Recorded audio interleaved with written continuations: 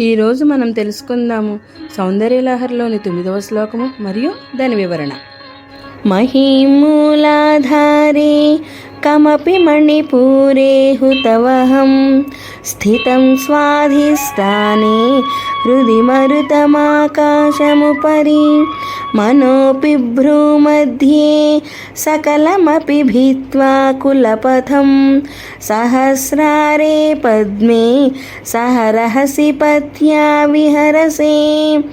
దీని తాత్పర్యమేమనగా, మూలాధారంలో భూమి, మణిపూరకంలో అగ్ని, స్వాధిష్టానంలో జలం, హృదయంలో వాయువు, ఆకాశం పైన ఉంది. భ్రూమధ్యంలో మనస్సు ఉంటుంది. ఈ సమస్తాన్ని భేదించి శివుడు శక్తితో ఐక్యమైనప్పుడు సర్వం సృష్టించే శక్తిని పొందుతాడు.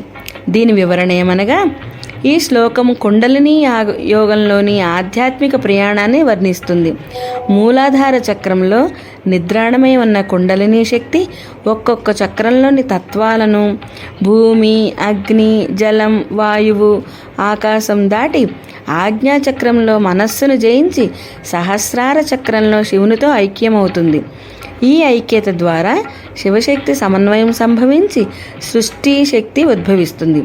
ఈ శ్లోకం శ్రీ విద్యా సాధనలో కుండలిని జాగృతి మరియు శివశక్తి ఐక్యత యొక్క పరమ ప్రాముఖ్యతను తెలియజేస్తుంది. ఈ శ్లోకం దేవి ఉపాసన ద్వారా భక్తుడు ఆధ్యాత్మిక ఉన్నతిని, దివ్య జ్ఞానాన్ని మరియు చిదానందాన్ని పొందగలడని సూచిస్తుంది.